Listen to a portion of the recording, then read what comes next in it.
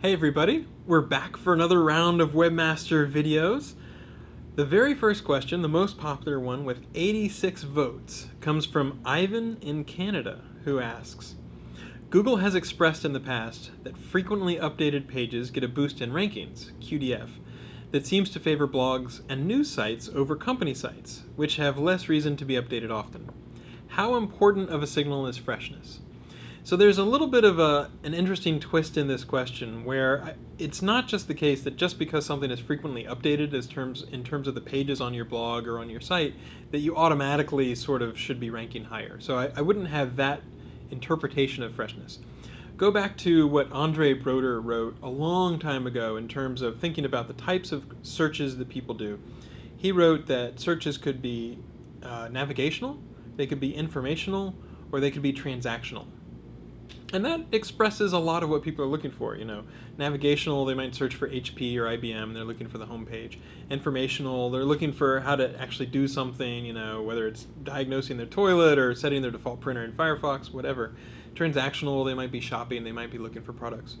But that's just a very broad hierarchy. If you really drill down more, you'll see that sometimes people are looking for something that's fresh seeking. So if you're searching for an earthquake, or some event that just happened, that would be QDF. That would be a query that deserves freshness. That's what QDF stands for whenever Amit Singhal talked about it.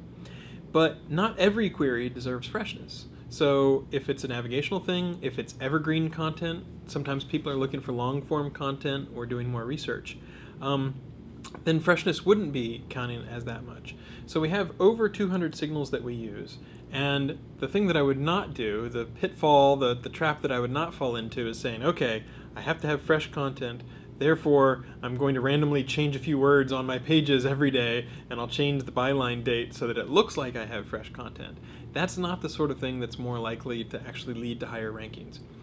And if you're not in an area about news, if you're not in a sort of niche or topic area that really deserves a lot of fresh stuff, then that's probably not something you need to worry about at all. It might be better to, like in SEO, it's not like there will always be some SEO events, but there's some content that's evergreen, that lasts and stands the test of time, and it might be better to work on those sort of articles than just trying to jump onto whatever's on the top of TechMeme or whatever the story du jour is. So that's a little bit of a way to think about it. I wouldn't spend so much time thinking about freshness just because it's one of the over 200 signals that you sort of miss out on all the other signals.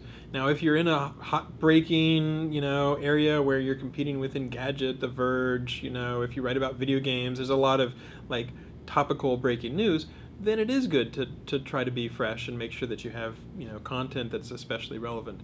But it's not the sort of thing where you need to worry about, okay, making sure that you're rewriting your pages or changing words on your page just so you look fresh.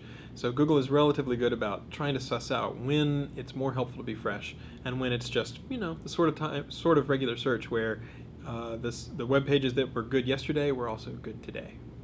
Hope that helps.